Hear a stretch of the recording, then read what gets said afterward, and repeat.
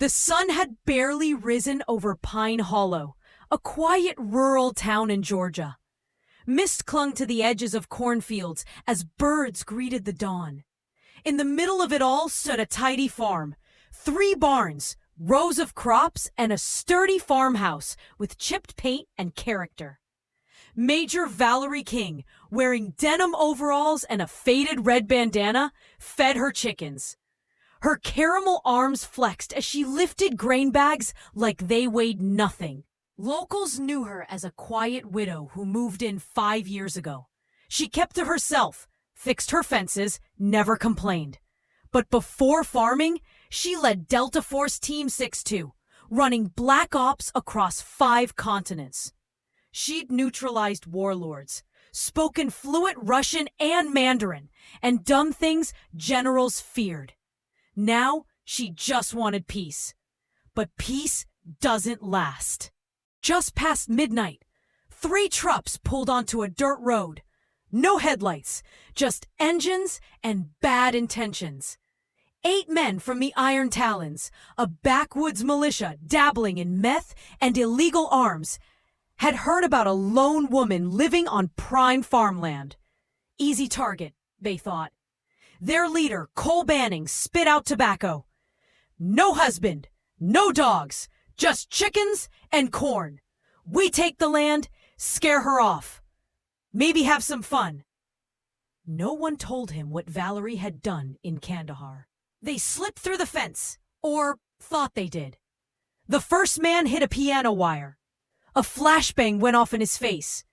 Dazed, he screamed, until a boat silenced him. Valerie watched from the shadows, war paint on, braid tucked, M4 slung across her back. The chicken coop was now an op station. Motion sensors, cameras, satellite phone. She whispered into her earpiece. 3 teams, solid takedown. No survivors unless I say. She was the only team now. The intruders found tripwires, booby traps, blinking red lights. Infrared decoys scrambled their night vision. Something's wrong, one muttered. A stun round hit him. Valerie moved like a ghost. One man tried to ambush her, ended up zip-tied, hanging from a rafter. Another stumbled into a flash grenade and a knee to the throat. In 15 minutes, 6 were down. The last 2, including Cole, ran into the farmhouse. Mistake. Lights turned red, shutters slammed. A trapdoor opened beneath Cole's friend, dropping him into the cellar, right where Valerie had stored the rest. Then came her voice, calm, deadly. Cole Banning, 2 warrants. You pick the act on. The sheriff and deputies found 8 men hogtied on the lawn, each with a note detailing their crimes and GPS coordinates. Valerie sipped coffee on the porch. The sheriff, a former Marine, nodded. You didn't have to do this alone. I gave Washington a break, she said. They earned one. You want to press charges? I want them gone, and I want word to spread. She stood slowly. Next time, I won't be gentle. Epilogue, the ghost in the cornfields. Rumors spread. Some said she had drones. Others claimed she trained wolves. No one dared test her again. If you passed her field at night, some swore they saw her silhouette, watchful, guarding her piece of peace. Delta Force doesn't retire. They grow crops between battings. The next day, Valerie stood in her barn-turned command post. Her satellite phone buzzed. C. Daniels, active duty. She smirked. Took you long enough. Colonel Daniels growled. 8 men tied like pigs. 1 with a dislocated shoulder. You could have called. Left my badge in Myanmar. Didn't think you'd care. We always care, King. You're a legend. I don't want to be a legend. I just want to farm. Pause. Then Daniels. One of those men tied to Red Eagle. Ex-mercs out of Appalachia.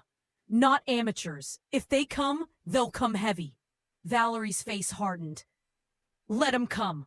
By noon, she was no longer just a farmer. She pulled out a footlocker, armor, SCAR rifle, optics, mines, suppressors.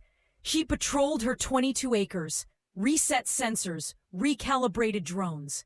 At the scrapyard, she made a deal with Old Man Harper, retired Navy Seabee. By nightfall, 4 shipping containers formed a mini fortress beside the barn. She reinforced her panic room, rigged traps in the hallway, hid weapons under floorboards and inside the fireplace. She wasn't prepping for a raid. She was building a battlefield. 3 days later, 4 SUVs sped down the road, Red Eagle contractors, ex-military, dishonorably discharged. They had gear, tactics, but not Valerie King. At 0200, they breached the south fence, checked corners, stayed sharp. Valerie watched from the barn roof, night vision goggles, suppressed M110 sniper rifle. 1 shot, 1 kill. No flash. She moved like smoke. Lured 2 into a greenhouse. Triggered a thermite trap. In the blinding light, she slipped in. Baton, 2 down in 8 seconds. Another team entered the farmhouse. Found gas, hallucinogenic. Staggered, screamed, then dropped by tranquilizer darts from the attic vent. The last, Raul Vega, reached the barn. Activated a jammer. Thought he had the upper hand. The doors slammed shut. Red laser dot on his chest. Valerie stood in the loft, shotgun raised. Welcome to my farm. At dawn, the sheriff arrived with FBI and DOD behind him. They'd been tracking Red Eagle for 2 years. Valerie handed them 6 men and a flash drive full of intel. She did this alone? An analyst whispered. Sheriff nodded. Raises goats by day, could start a war by night. Valerie sipped her coffee. I don't want medals. I want them gone. What if more come? She looked across the field as the sun burned off the mist. Then I'll plant them next to my corn.